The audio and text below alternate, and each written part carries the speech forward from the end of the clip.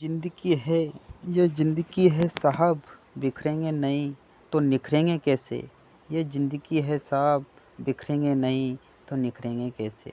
जिंदगी एक बार मिलती है, ये बात बिल्कुल गलत है। मौत एक बार मिलती है, जिंदगी हर रोज़ मिलती है दोस्तों। जिंदगी हर रोज़ मिलती है, जिंदगी हर रोज़ मिलती है दोस्तों, ध्यान रखना। तो गाइज अपन चल रहे थे जो रीट के अंदर रीति विज्ञान, रीट लेवल फर्स्ट और सेकंड के अंदर नया चैप्टर जुड़ा है उसके बारे में। तो आपके लिए मैं 30 इंपॉर्टेंट क्वेश्चन लेके आया हूँ। वीडियो को पूरी देखना, स्किप ना करना दोस्तों, स्किप ना करना, वीडियो को अच्छे से पूरी देखना।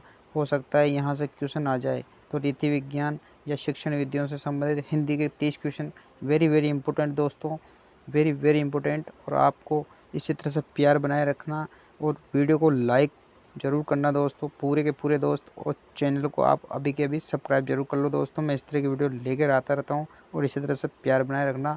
जय हिंद मेरे दोस्तों, प्यारे मित्रों। चलो अब चलते हैं। भाषा के मुख्य कौशल है, इस तरह के रीति विज्ञान के अंदर क्वेश्चन आएंगे, क्योंकि अपन बच्चों को सिखाएंगे किस नियम से, किस विज्ञान से। तो भाषा के मुख्य कौशल कौन कौन से हैं? तो लिखना, सुनना, ध्यान रखना, लिखना भी है, बोलना भी है, सुनना भी है, पढ़ना भी है। इसके ट्रिक ध्यान रखना, LSRW, listening, speaking, reading, writing. तो उपयुक्त सभी ध्यान रखना दोस्तों। चलते हैं आगे मेरे प्यारे भैया और बहनों। भाषा के मुख्य तत्व होते हैं तो ध्वनि, संकेत, चिन्ह। ध्यान रखना, ध्वनि भी होती है, क्योंकि अपन सुनेंगे ध्वनि के माध्यम से तो सुनेंगे ना। तो मतलब जो भाषा अपन किसके माध्यम से दूसरे स्थान पर संचार करेंगे? ध्वनि से, है ना। संकेत से अपन इशारों से भी कर सकते हैं, चिन्ह से भी कर सकते हैं। जैसा कि मान लो आप जानते हो जो ट्रैफिक होता है वहाँ पर चिन्ह लगाए जाते हैं, ध्यान रखना। नेक्स्ट क्वेश्चन देखते हैं। बालक को भाषा शिक्षण की शिक्षा देने का माध्यम होना चाहिए तो अपना जो मातृभाषा में ही देना चाहिए सर्वप्रथम बालक को, है ना। कोई राष्ट्रभाषा यूज नहीं होगी दोस्तों। मातृभाषा का अर्थ है दोस्तों, मातृभाषा का अर्थ है, चलो दोस्तों आप जानते हो मातृभाषा मम्मी की भाषा, है ना। परिवार की भाषा और पिता की भाषा, उसे को बोलते हैं मातृभाषा, ध्यान रखना दोस्तों। मातृभाषा का मुख्य उद्देश्य होता है, मातृभाषा का मुख्य उद्देश्य क्या है दोस्तों? मानसिक विकास, बौद्धिक और शारीरिक, ये जरूर ध्यान रखना। नेक्स्ट चलते हैं। मातृभाषा की प्रमुख शिक्षण विधि है, कौन सी है? मातृभाषा की अनुकरण विधि, क्योंकि मम्मी से ही बालक सबसे पहले अनुकरण के माध्यम से सीखता है दोस्तों। भाषा अधिगम के कारक होते हैं, भाषा विज्ञान भी होता है, भाषा कौशल और व्याकरण। तो 4 ऑप्शन पर टिक मार देना। शिक्षण अधिगम प्रबंधन प्रत्यय के प्रवर्तक कौन है दोस्तों? IK डेविस, ध्यान रखना। जब शिक्षण अधिगम बनाया था, अधिगम सीखना, प्रबंधन मैनेजमेंट, है ना, उसके प्रत्यय के प्रवर्तक है ये IK डेविस। इंपॉर्टेंट क्वेश्चन है। शिक्षा के उद्देश्यों का वर्गीकरण किया किसने? BS ब्लूम ने। वेरी वेरी इंपॉर्टेंट क्वेश्चन है, वेरी वेरी। यहाँ से एग्जाम में अटेम्प्ट जरूर क्वेश्चन होगा, क्रैक हो जाएगा एग्जाम, देखना आप। यहाँ से एग्जाम में आपके लिए बहुत फ़ायदा। शिक्षा के उद्देश्यों का वर्गीकरण, ज्ञानात्मक, भावात्मक, क्रियात्मक। शिक्षा के जो उद्देश्य, सॉरी ऊपर कट गया। शिक्षा के जो उद्देश्यों का वर्गीकरण ज्ञानात्मक भी हुआ, भावात्मक और क्रियात्मक। सूक्ष्म से स्थूल की ओर शिक्षण सूत्र की पालना किस विधि में? निगमन विधि में, ध्यान रखना। किस जो सूक्ष्म यानी कि पहले सूक्ष्म वस्तु से बड़ी वस्तु, है ना, निगमन से, निगमन विधि, सॉरी। प्रयोगशाला में कार्य करते समय विद्यार्थी किस विधि का अनुसरण करता है? तो कौन सी विधि है? उदाहरण से नियम, आगमन विधि, है ना। आगमन विधि से ही टिक मारना दोस्त। प्राथमिक कक्षाओं के विद्यार्थियों के लिए कौन सी विधि आपकी दृष्टि में उत्तम होगी? तो आगमन विधि, ध्यान रखना।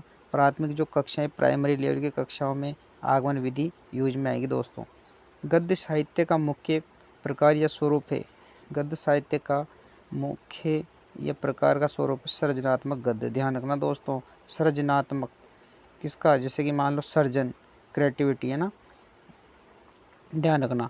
गद्य शिक्षण की मुख्य विधि है, तो आप जानते हो गद्य शिक्षण की मुख्य विधि उद्बोधन विधि भी है, प्रवचन विधि भी है, स्पष्टीकरण विधि भी है। तो ध्यान रखना, गद्य जब क्लास में पढ़ाते हैं हिंदी में तो शिक्षण विधियों में, है ना, तो उद्बोधन माध्यम से, स्पष्टीकरण विधि से, प्रवचन विधि से। माध्यमिक स्तर पर गद्य शिक्षण की विधि प्रयोग में ली जाती है तो प्रश्नोत्तर विधि, यानी कि माध्यमिक स्तर आप जानते हो कौन सा होता है, तो वहाँ पर गद्य शिक्षण की विधि प्रयोग में ली जाती है प्रश्नोत्तर विधि, ध्यान रखना।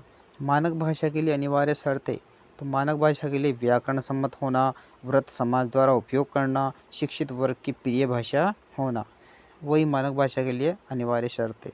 यानी कि व्याकरण भी होना ज़रूरी है ना, यानी कि शुद्धियाँ अशुद्धियाँ, उसके काल, संधि, है ना, तो क्या है, व्याकरण है। और समास, तो ये भी होना चाहिए। वृत्त समाज द्वारा उपयोग करना, यानी कि बहुत सारे जो अपने समाज है, लोग हैं, उनके द्वारा भी उपयोग करना।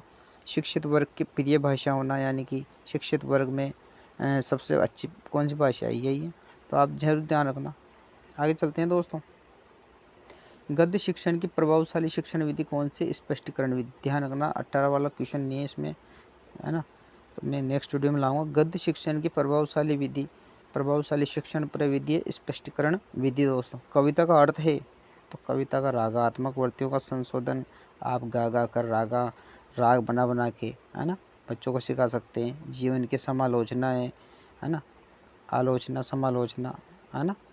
संगीतात्मक विचार अभिव्यक्ति है, संगीत के माध्यम से एक अभिव्यक्ति दी जाती है कविता के माध्यम से। कविता शिक्षण का उद्देश्य होता है उपयुक्त सभी स्वस्थ मनोविनोद, अच्छा मन हो जाता है ना, स्मृति शक्ति का विकास, कल्पना शक्ति का विकास भी होता है और स्मृति भी बढ़ती है। कविता शिक्षण की मुख्य विधि कौन सी है? व्याख्या विधि भी है, गीत व अभिनय विधि भी है, प्रश्नोत्तर विधि भी है। प्रश्नों के माध्यम से भी बता सकते हैं बच्चों को, व्याख्या से बता सकते हैं और गीत अभिनय से भी बता सकते हैं।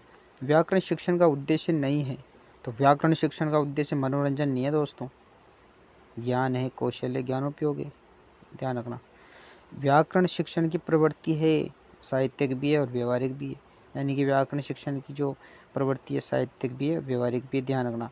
भाषा शिक्षण का मूल आधार होता है, भाषा शिक्षण का मूल आधार मौखिक और लिखित, है ना, दोनों है इसमें।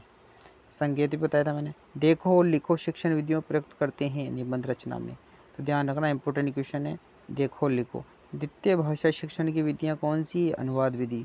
अनुवाद से क्या करते हैं अपन, दूसरी भाषा को बच्चों को सिखा सकते हैं। द्वितीय भाषा शिक्षण का विषय कौन सा है? अभ्यास करना, शुद्ध उच्चारण। अभ्यास करवाओगे तभी तो द्वितीय भाषा सीखेंगे। जैसे कि मान लो हिंदी से इंग्लिश सिखा रहे हो आप क्लास में, है ना, तो आप द्वितीय भाषा का प्रयोग करोगे तो अभ्यास के माध्यम से तो सिखाओगे ना। उर्दू सिखा रहे हो तो अभ्यास, दोनों का बोध होना चाहिए बच्चों को, बालकों को, है ना, छोटे छोटे प्यारे बच्चे, बड़े बड़े 6 से 8 तक। तो ध्यान रखना, सभी को उच्चारण से शुद्ध उच्चारण होना चाहिए। तो दोस्तों चैनल को आप अभी सब्सक्राइब करो, ठीक है, नौकरी लगने के बाद अनसब्सक्राइब कर देना। और इसी तरह से प्यार बनाए रखो दोस्तों, सपोर्ट करो। हाँ, वीडियो को इसको ज़्यादा से ज़्यादा शेयर करना दोस्तों, कम से कम 5 लोगों को तो शेयर कर दो यार। हाँ, मैं भी इतनी मेहनत करता हूँ आपके लिए।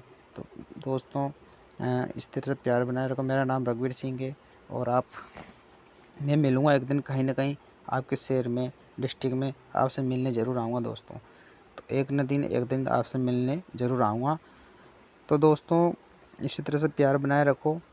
और मेरी योग्यता है तो मैं बीएससी बीएड हूँ और मेरे भी रीट में अच्छे मार्क्स थे दोस्तों, 130-34। तो आप जानते हो मेरा थोड़ा सा पेपर बिगड़ गया था, तो मैंने 134 से कम पे हो गया। तो दोस्तों मिलते हैं नेक्स्ट वीडियो में और इसी तरह से प्यार बनाए रखो।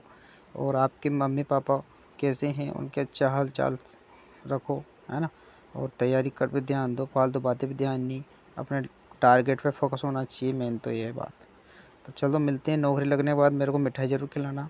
तो जय हिंद जय भारत दोस्तों। और इसको रीति विज्ञान यही है दोस्तों, और घबराओ मत, है ना, मैं ले आऊँगा और वीडियो। जय हिंद जय भारत मेरे प्यारे बहनों, सभी को मेरा हार्दिक अभिनंदन। जय हिंद जय भारत।